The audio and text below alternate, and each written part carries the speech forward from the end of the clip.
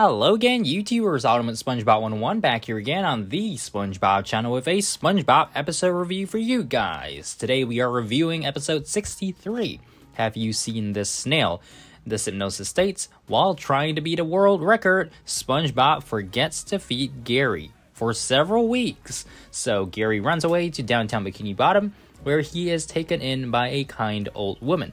Without further ado, let's dive right in. This episode was the first 22-minute season 4 special, and I have some mixed opinions on the plot itself. The plot can be divided into three main categories. The first is focused on SpongeBob's unreasonable obsession with the Dirty Bubble Paddleball Challenge.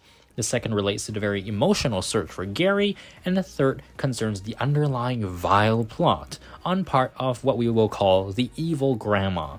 So the episode begins with SpongeBob carrying snail food home, but immediately gets distracted when his Dirty Bubble Paddleball set arrives in the mail. He takes it upon himself to beat the Dirty Bubble Challenge by hitting the paddleball a crazy amount of times in a row, meaning that beating the challenge is practically impossible. But hey, Patrick claims he won it, so I guess if you are great at paddleball and have nothing to do in your life, that might work out for you.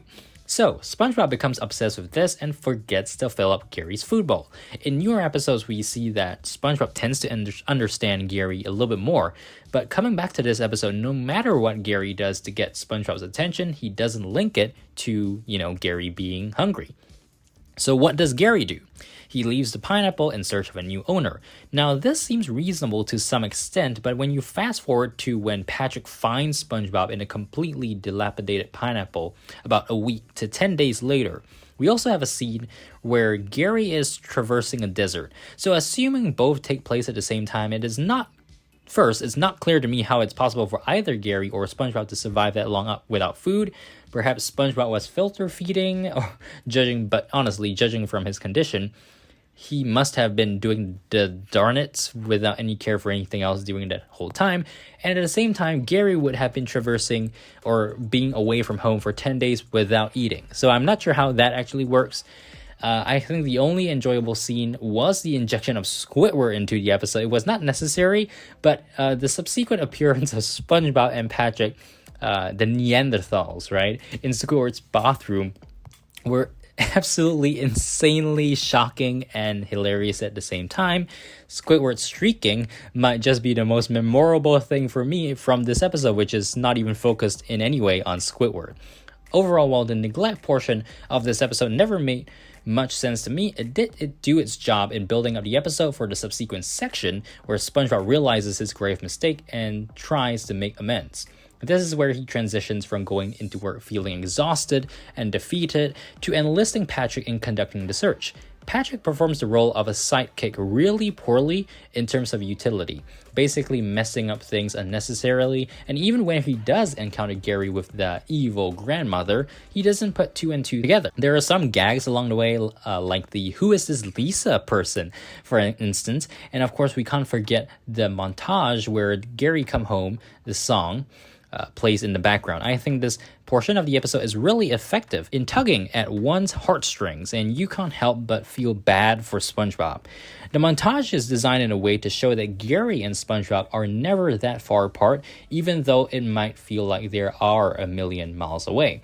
Of course, everything comes together when Gary and the evil grandma return home, and the latter provides a stack of "Where's Gary" flyers that she received earlier in the day, presumably from Patrick. This is when Gary realizes that he does mean a lot to SpongeBob and begins his escape.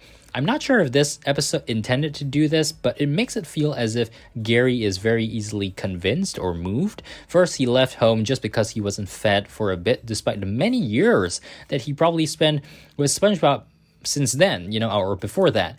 And then now he decides to dump the grandma who had been taking really good care of him for the past couple of days.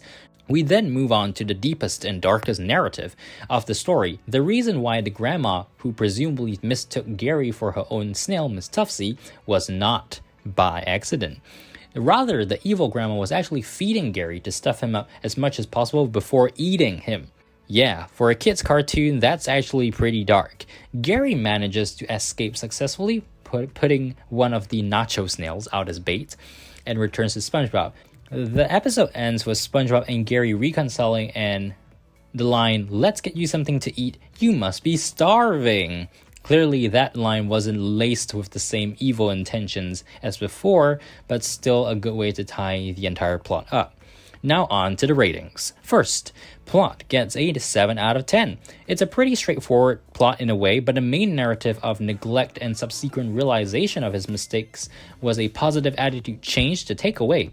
The message being that mistakes may be made, but it's never too late to change course and do the right thing. Animation gets 8 out of 10. I really enjoyed some of the different art styles used during the Gary Come Home montage. The expressions on SpongeBob, Squidward, and Patrick were really top-notch throughout the episode. Finally, unique characteristics. Sure, this episode takes the SpongeBob-Gary relationship and really develops it, but there's just one thing that tops it all. The music. Yes, we have the Gary Come Home song, but there's also the Where's Gary song. Yeah, you might have forgotten about that, but it played in the credits of the original broadcast, and it's now listenable on the Best Day Ever music album released in 2006. I really like that song, and to a certain extent I felt it should have played in the episode as well, although it might be too close to the Gary Come Home song, as the former would play essentially during the same portions of the episode, right? So while Gary Come Home has a very somber and emotional tune and message, Where's Gary is more of a pop modern song which sounds really upbeat. I Love Me a great tie-in song, and this means Unique Characteristics gets a 9 out of 10. All in all, Have You Seen the Snail gets 24 out of 30. Thanks for watching. Make sure to subscribe, like, favorite, comments, etc. Keep right here on SpongeBob 101, and I'll see you guys in the next SpongeBob video. Bye!